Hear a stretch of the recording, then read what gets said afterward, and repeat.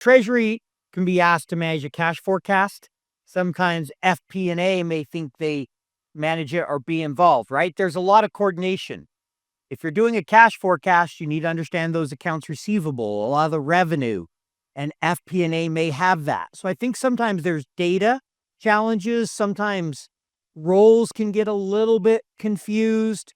And then there's the challenge, depending on the size of the company, small company, that finance person's doing treasury, FP&A, accounting. Maybe they get left only doing FP&A or only doing treasury, and they miss the other side of it sometimes. Before we start, I want to highlight the biggest challenge I've noticed in the Treasury industry. It's professionals finding it tough to build an impactful brand.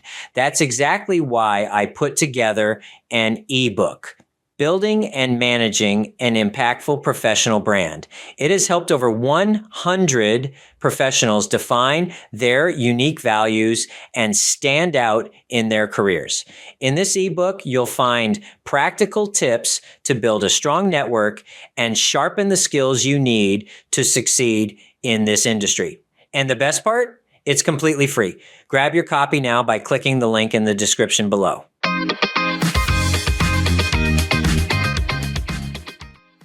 Hello, everyone. This is Ernie Humphrey. Welcome to this week's episode of the Treasury Truth or Dare podcast, where we put Treasury and finance professionals to the test with a simple choice, truth or dare.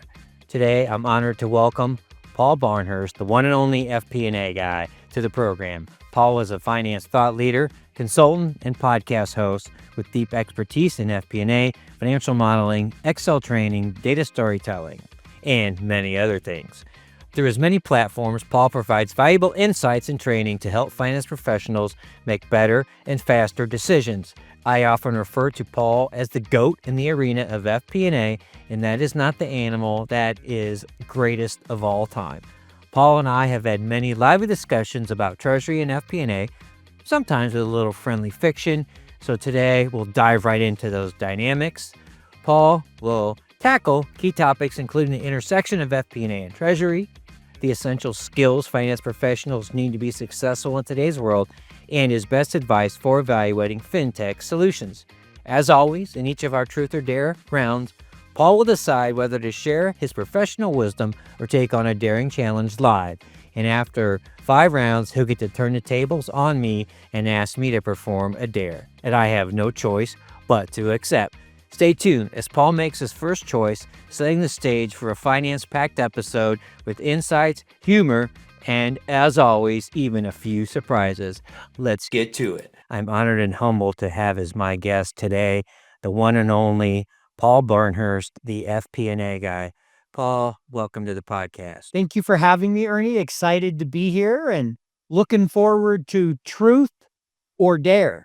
There you go. So besides sharing with us where you got that vest, why don't you give our listeners a little bit about your background, just in case they're missing out on the whole FP&A thing, because you're the biggest thing right now. So give us a little bit about what you do, please.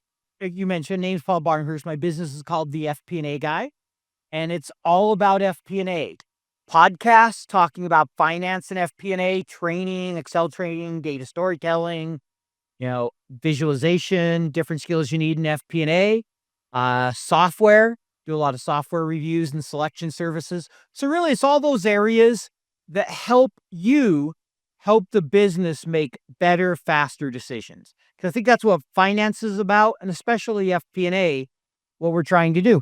All right. Well, that's amazing. So just to give everyone a little preview of what we're going to do here, we're going to have several rounds. I call them rounds. I'll ask Paul if he would like a truth or a dare. Then Paul will respond. And then after round 5, I'm going to give Paul the opportunity to give me a dare, which I have no choice but to perform. So this should be a very interesting podcast. And just as background, Paul and I have had many discussions about Treasury and FP&A, and there's a little friction there. So we will dive into that. Friction FP&A is better. Oh, wait, there you go. There you go. Yeah. So FP&A, I don't know why it needs to exist, but we'll let that go. So, there's a lot of similarities between the soft skills, the relationships, the delivering value across the office of the CFO. So I believe that's going to be interesting. So, Mr. FP&A guy, you're going to start off with a truth or a dare. Let's go with a truth. All right. So we just kind of teed this up. Just in all seriousness, you've been an FP&A professional a long time, and lately you've had to probably collaborate a little more with the Treasury folks.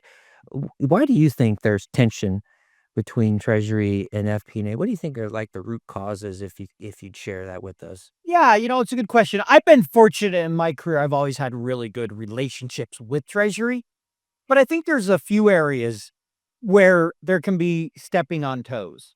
The Treasury can be asked to manage a cash forecast. Sometimes FP&A may think they manage it or be involved, right? There's a lot of coordination. If you're doing a cash forecast, you need to understand those accounts receivable, a lot of the revenue, and FP&A may have that. So I think sometimes there's data challenges. Sometimes roles can get a little bit confused. And then there's the challenge, depending on the size of the company, small company, that finance person's doing treasury, FP&A, accounting. And as it grows, maybe they get left only doing FP&A or only doing treasury, and they miss the other side of it sometimes. And so I think that can create a little bit of tension because they still want to do that, or they still think it's their job. On the whole, I think the key is that you have a CFO and that leadership that make sure everybody understands, look, we're on the same team. Just like I've seen accounting and FP&A have some friction, particularly trying to close the books, like accounting. Why aren't you quicker? I need the numbers so I can do my forecast. I'm sure you've seen some of that with Treasury. And so I think it really comes down to leadership and making sure that everybody understands they're on the same team to reduce it. What's your thoughts on the friction? I dovetail on that quite a bit. I think even for me in Treasury, I didn't really understand what FP&A did. So I think that's part of it, being educated on, FP&A. What do I think? Oh, they're just doing the annual budget, and everyone just rolls up their budget by 3% anyway. So I don't see why we need them. And that was the view that I was kind of biased with. So I think just getting an understanding of, wow, FP&A is doing all this modeling. They're more involved in the M&A part, the business growth part. They're really important. And finding the same, I don't think we see in Treasury, we have the same challenges, right? We're trying to collaborate with people in other departments.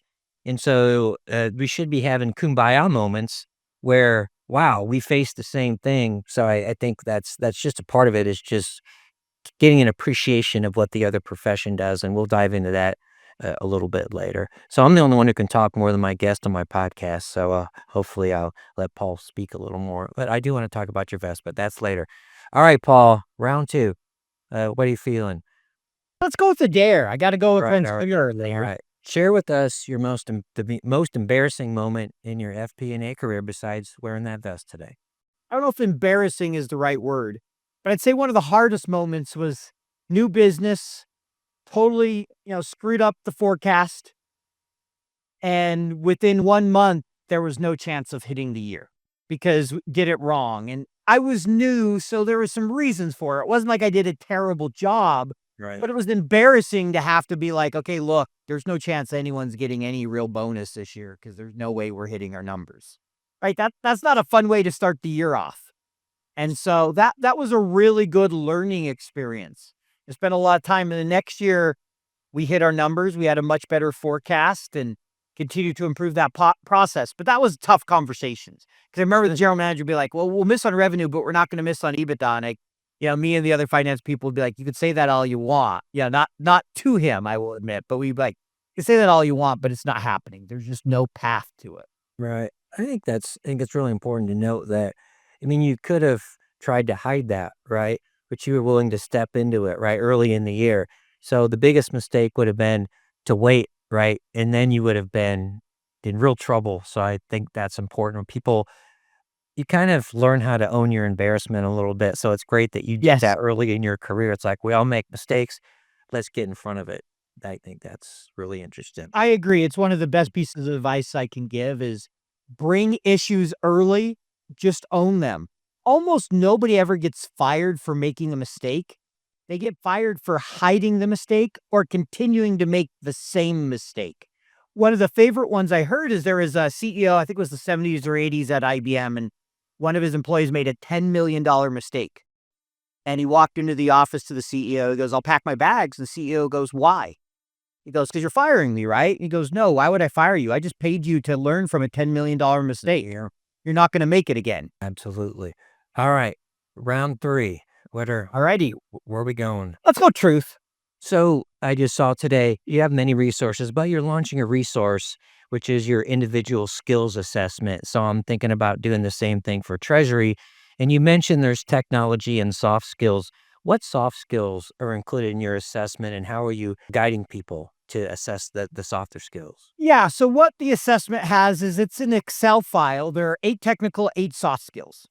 And on each one of them, you rate yourself from a 0 to a 10, and we give you examples, definitions, kind of key takeaways for every single one of them.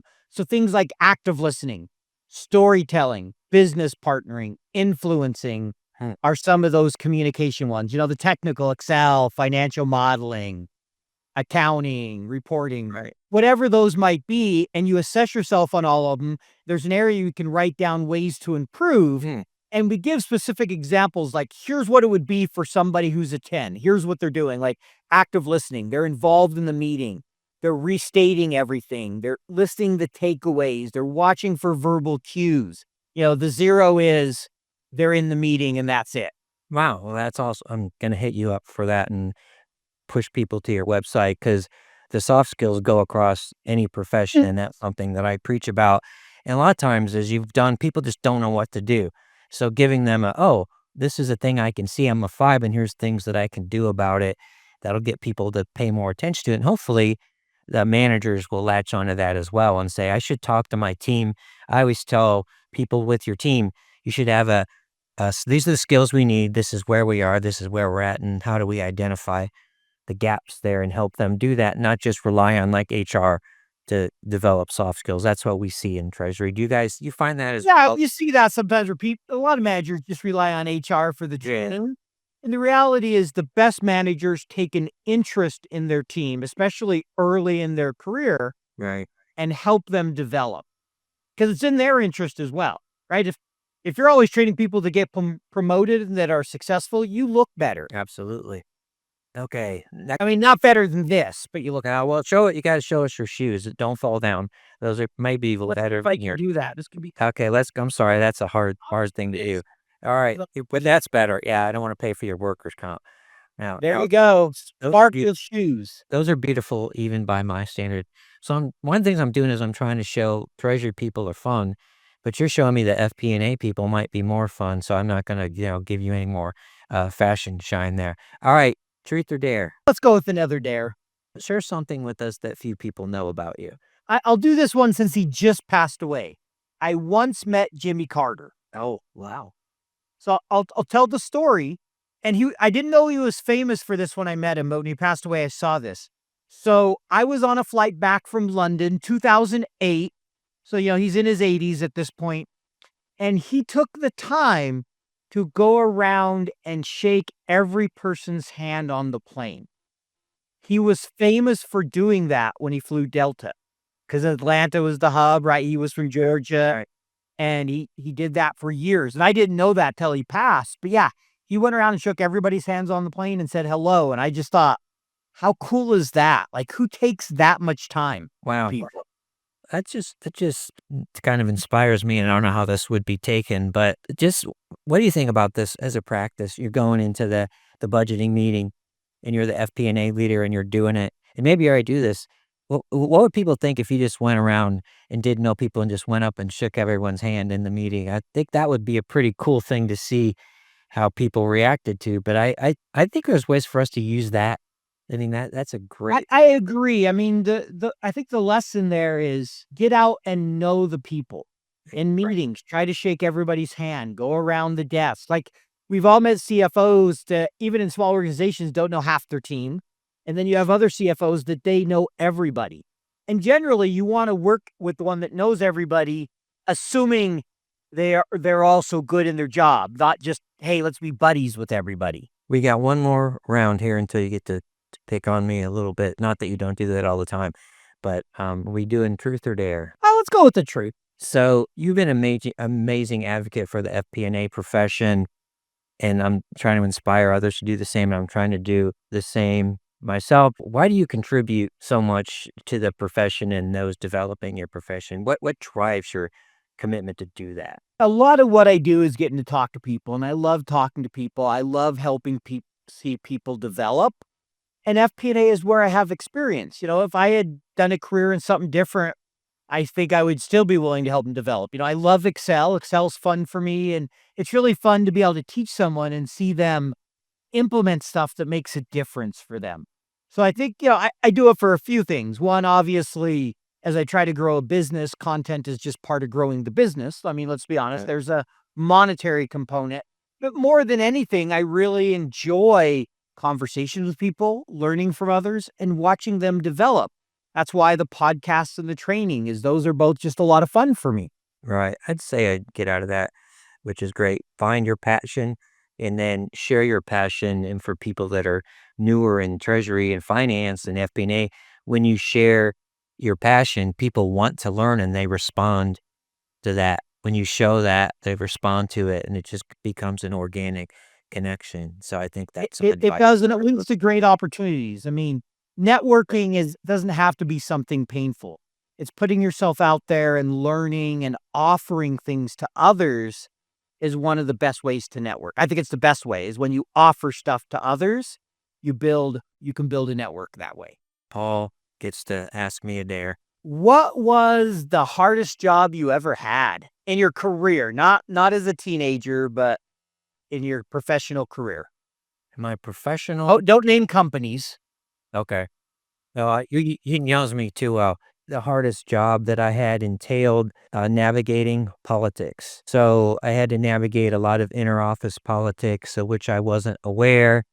And so I don't really have much of a filter, and I still don't have enough of a filter.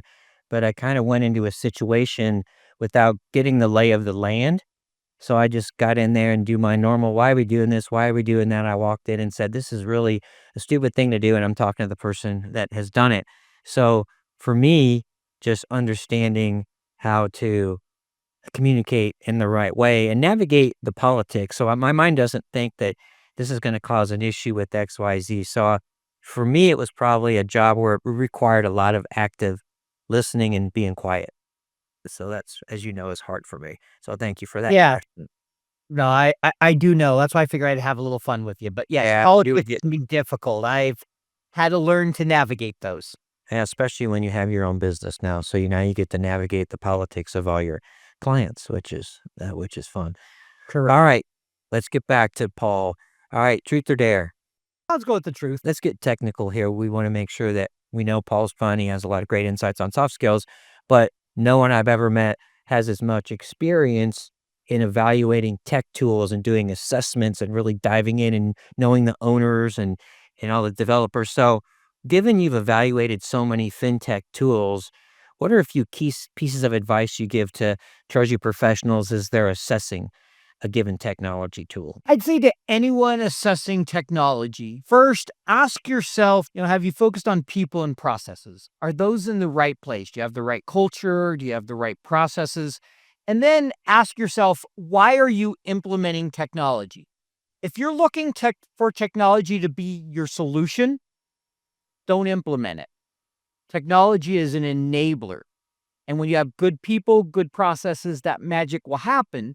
The other things I would recommend is one, make sure you really define the problem or problems you're trying to solve and what the outcome should be. Because here's what's going to happen, and you know this, Ernie, right? Vendors going to come along and show you all the bells and whistles and promise you they can do all kinds of things, and half of them you may not need.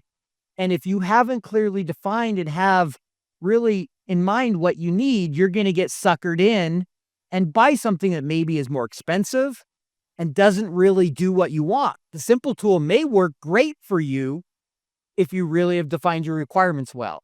So it's that discipline, people, process, requirements, and then understanding it's about change management and that more than one technology can pretty much always work. But if you really define things well and you have good processes, it will enable you to be more effective.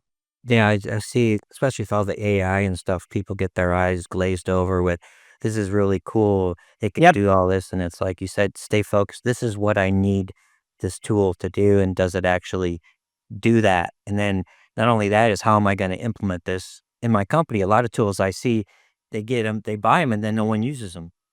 Yeah, they become I've said this about planning tools sometimes and not so much anymore, but I used to you always say expensive data repository. They're a data repository and an expensive paperweight, right? Sitting on some server somewhere. Now they're all in the cloud, but just kind of being that idea that all they're doing is storing all your data, a little bit of reporting. You're taking advantage of very little of what it really has for various reasons, but often training, trying to do too much, buying the wrong tool, whatever it might be.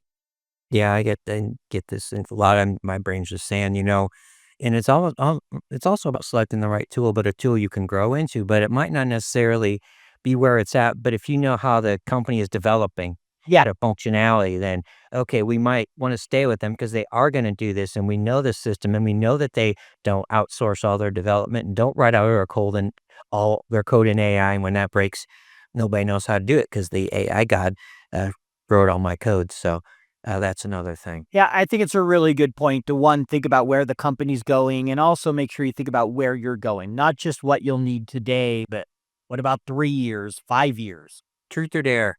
There. All right. Yeah, this I like this. I like this one. So, if you had to be stranded on a desert island with someone from your professional life, and I know you want to say me, but don't say that. Who would it be and why? Ooh, from my professional Yeah. life. Can I take two people? Sure.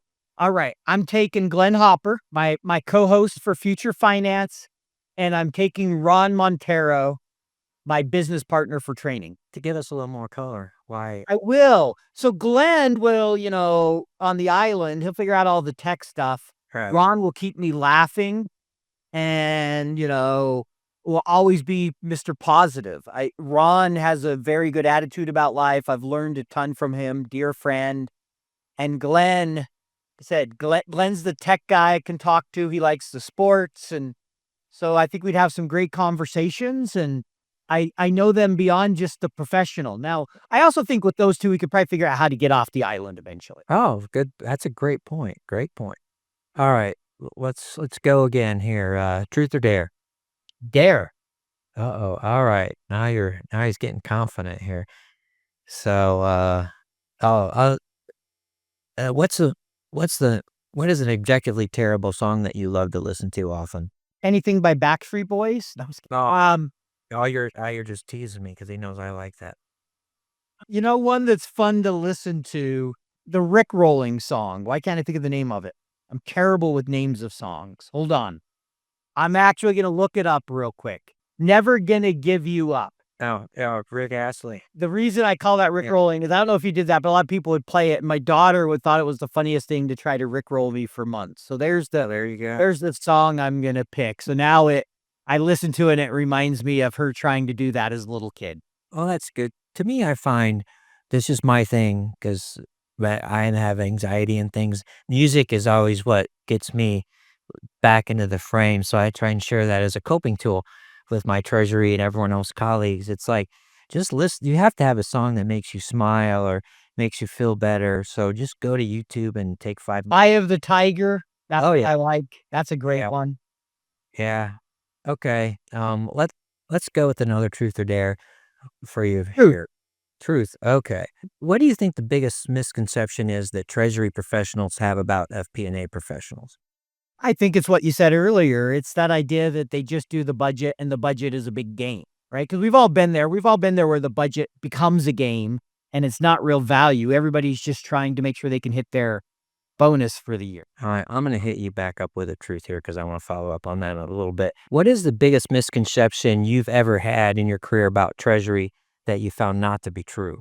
That they're all wieners? Wait, no. I'm kidding. Oh, well, I'm not one to break that myth, but I'm sure you'll take that out of here. No, I don't know that there's really a big misconception I had about Treasury. I don't know that I really knew a lot. So me, I really never dealt with Treasury at all. I understood, hey, they do a little bit of cash, maybe a little bit of FX. But my first real experience with Treasury was when I worked with them when I supported Traveler's Check, and we had a big, huge investment fund. And they had to help me under, kind of the interest rates and all those things. And that's where I really gained an appreciation for Treasury around, some of the funding and different things and the cash and all that. And I still remember when I left the company, I developed a good enough relationship with the Treasury person. She's like, I was hoping you'd come over to our team eventually. And I was like, Oh, wow. and I was in the Salt Lake office, and I like to joke the way to get promoted was waiting for somebody to retire or pass away. So I figured I wasn't moving to New York. It was time to go work elsewhere. Let's spice things up a bit of that. I'm going to let you give me another dare here. Dare you to tell us your most embarrassing professional moment. There's so many. One of my most embarrassing professional moments, I might share more than one. One was I would travel quite a bit, and my children were young and they were toddlers, so they used to like to get into my travel gear in my suitcase. So one of them decided to replace one of my shoes. So I was doing a round table, and I was in front of everyone the whole time, and I had one black shoe on and one brown shoe on. So that was a pretty embarrassing moment. And another one I would say was we had an all day or half a day thing on cloud computing, and we had 3 people that were supposed to show up, and no one showed up. So I had to talk for like 4 hours on cloud computing, and I was getting out over my skis. So I see people just looking at me, and I was like, this is pretty embarrassing that none of my speakers showed up. So those are, Yeah, those are I can see that would be pretty embarrassing. You said the opposite shoes. We had a guy that wore a shirt inside out to work, and he didn't know. ooh, And that's a when good one. pointed it out to him, he blamed it on his wife because she did all the laundry. And he There's so many. I got one I have to share. So when I worked at a previous organization, we had a conference. There were probably 100, maybe more than 100 people there. So we had 2 sessions. One was me just doing like a round table, talk around the table. And then the other one was a senior treasury person from Microsoft. And guess how many people showed up to my session? Wait for it. 0. And then they called me Donut. So my nickname was Donut for a long time. So that was so that's a pretty good one. that's a pretty good one. Donut. I should have led with that one. I might start calling you Donut. Yeah, no thanks. I have enough nicknames. All right. Let's go one more round, Paul. What do you got? Truth or dare? You pick. So Excel is still important. Can you share with us a few resources that people can use to develop their skills? I know you have an Excel like hour. Can you share with us how people can leverage that and any other thoughts you have? Yeah, so I'll start broad and then I'll give Yeah. resources. There's tons of them out there. The first thing is being curious, being willing to just go out and learn, whether it's 10 minutes a day, 30 minutes a week, whatever it might be. Try new things in Excel. Best way to learn is hands-on. Resources, Microsoft itself, it has the help. It's great. Good resource. Language learning models, right? These learning models are great in that you can ask them to help you write a formula and they'll give you the syntax. In a great area, ChatGPT or Claude or Copilot. Beyond that, there's a ton of great resources, YouTube, books, courses. I have some, they're available on my website. I like to think of it as modern Excel, focusing on tables, Power Query, dynamic arrays, but there's tons of people. Mike, Excel is Fun Gervin is one of my favorite. Lots of free resources on YouTube, Leela Garani, Mark Proctor, and so many others. So for me, it's committing to learn. Okay. Then picking a resource that works for you. Okay. Just remind me, I think I know. What's your website address? Is it fpnaguy.com or is it? It is the FP&A Guy, or some like to call me the F and Panda Guy. There you go, FP&A Guy. All right, Paul, before I make my final comments, I'm going to give you the stage. What is it that you want to share with our audience before we wrap up today? Well, first, let's all be friends. Whether you're Treasury or FP&A, at the end of the day, it really is about helping the business make better, smarter decisions. And the more we work together to support the business, the better off everybody is. And then, kind of final words is, if you're interested in learning more about FP&A, check me out. Check out my website, check out LinkedIn, a podcast, drop me a note. I love to hear from people. Be happy to to chat with you if any of my resources make sense for you. Thank you very much, Paul, for being a guest and being a very entertaining and well-dressed guest. To my viewers, live your Treasury truths and have the courage to dare to be great in everything that you do. Thanks for watching the show. I hope you guys liked it. Share your thoughts in the comments below. Stay tuned and hit the subscribe button for more.